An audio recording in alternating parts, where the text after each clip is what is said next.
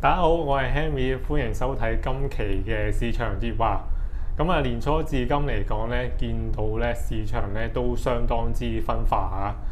之前嚟講咧就係呢個 AI 初創嘅 Anthropic 啦，唔同嘅一啲 AI 工具，而家都係持續咧顛覆緊咧就係軟件市場嘅。再加上咧一啲投行嘅報告，包括高盛啊、Setronic 啊、Research 等等咧，其實都顯示咧 AI 咧嚟緊咧都會咧有一個破壞性嘅創新，呢方面嚟講咧都可能咧影響咧成個市場嘅格局嘅。不過咧見到咧反而咧一啲資金咧又重新咧留意翻啲亞洲嘅市場，見到嚟講咧今年咧亞洲市場咧都相當之跑贏全球嘅市況。跟住落嚟咧，其實咧都有咧3個主題咧，同大家分享翻嘅。首先咧，當然咧就係探討下 AI 如何令到咧呢個市場分化啦。尤其是咧見到啲 AI 初創，好似 Anthropic 咧等等發布嘅一啲工具咧，好典型嘅一個例子就係 IBM。IBM 旗下嘅一啲軟件工具，尤其是就係一個 COBOL 嘅一個編寫嘅程式啦。一向嚟講咧，都係應用喺全球嘅一啲航空啊、金融啊、政府等等嘅一啲嘅機構。呢方面嚟講咧，Anthropic 嘅一啲工具咧，其實咧就可以咧就係自動咧重構咧相關嘅編碼。呢方面嚟講咧，都令到咧市場擔憂嚟緊嘅一啲軟件工具會唔會咧就俾呢啲 AI 初創公司咧提供嘅一啲 AI 工具咧就係取代緊嘅。呢方面嚟講咧，尤其是見到咧美股嘅一啲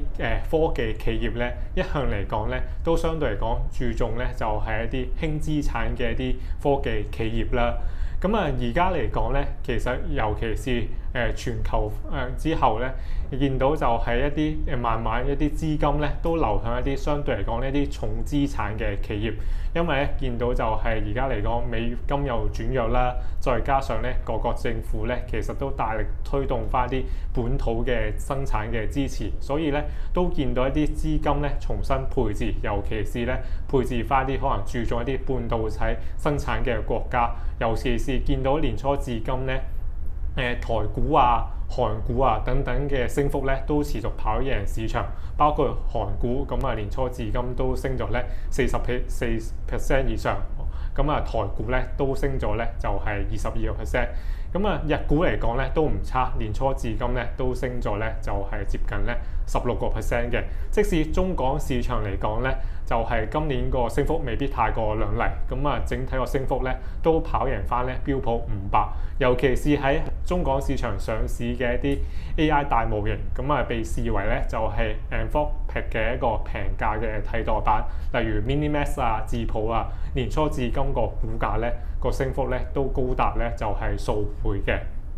喺見到就係一個投資組合咧重新佈置嗰陣時咧，其實都見到一啲美股嘅一啲重磅科技股咧，其實咧都繼續咧喺個算力嗰方面咧大力部署。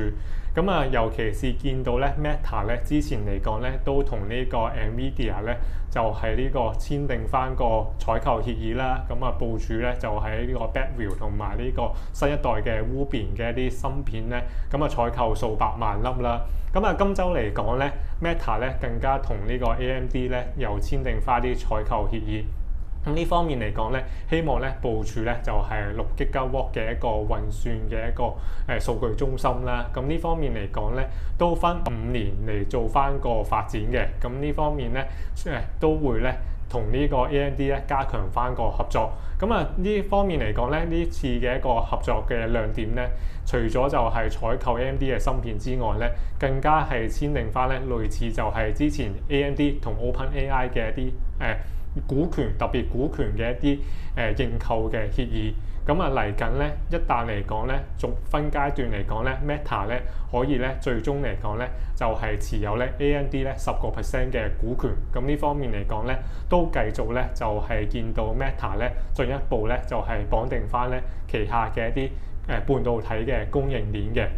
半導體呢個蛋糕咧，頭先都講咗啦。日韓台等等嘅一向嚟講就係半導體生產大國受惠之外咧，其實見到喺美股市場嚟講咧，之前咧就係市場咧都預計咧嚟緊一啲 AI， 尤其是一啲美股嘅一啲重磅嘅科技巨頭，會唔會咧就係相對咧就係傾向呢一啲可能定製化嘅芯片。咁呢方面嚟講咧，對於就係博通等等嘅企業咧，受惠程度就比較高嘅。不過咧，琴日嚟講咧，就係尤其是今個禮拜 Meta 同一啲 AMD 之前嚟講有同 Nvidia 咧簽署翻啲採購協議咧，咁都反映翻咧一啲通用嘅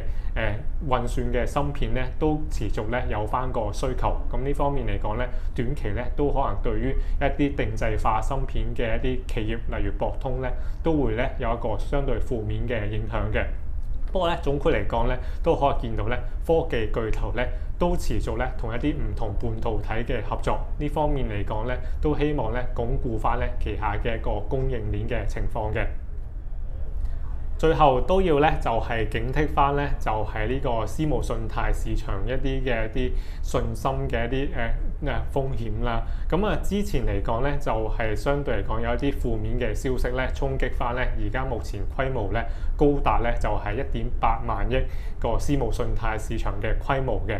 其中一間公司咧就叫做呢個 Blue Owl Capital 咧，旗下嘅一啲私募信貸嘅基金咧就係限制咗個贖回。咁呢方面嚟講咧，亦都有接近咧14億美元嘅一個資產咧，需要咧就係清算償還嘅。咁呢方面嚟講咧，當然打擊就係私募信貸市場嘅一個信心啦，亦都拖累咗同業，例如黑石啊，同埋呢個 Ares Capital 等等嘅一啲股價嘅表現。年初至今嚟講咧，Blue Owl Capital 嘅股價咧都跌咗咧，就係咧差唔多咧就係20% 以上㗎啦。整體嚟講咧，呢個咧都唔係一個單一嘅事件啦。市場咧都會擔心翻咧，就係嚟緊咧私募信貸市場咧嗰個違約風險咧會唔會上升嘅？始終好似參考翻 Blue Owl Capital 咧，佢旗下咧最主要嗰啲私募信貸嘅一啲貸款咧，都係貸款俾一啲軟件嘅相關企業啦。即係一啲輕資產嘅企業。一向嚟講咧，呢啲企業咧個估值咧都比較高。一旦嚟講咧個估值就係擔心俾呢個 AI 取代或者顛覆嘅話咧，個估值下調，個相關嘅抵押品咧都會咧有所下調嘅。呢方面嚟講咧，都會影響翻咧私募信貸等等產品嘅一個估值。所以咧，而家嚟講咧，投資者咧都持續咧關注翻相關嘅產品嘅風險。參考翻瑞信嘅一個報告啦。一旦嚟講就係見到 AI 嘅一啲工具咧持續顛覆翻咧軟件市場嘅話咧，其實咧都會令到咧私募信貸等等嘅產品咧個違約率咧上升到去咧接近13% 嘅一個水平嘅。所以咧呢方面咧都會咧不得不留意嘅。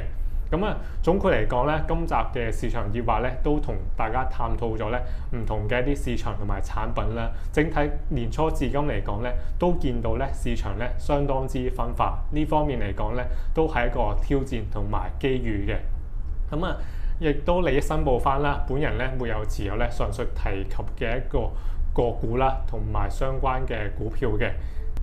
今集咧市場熱話就到呢一度，下集見，拜拜。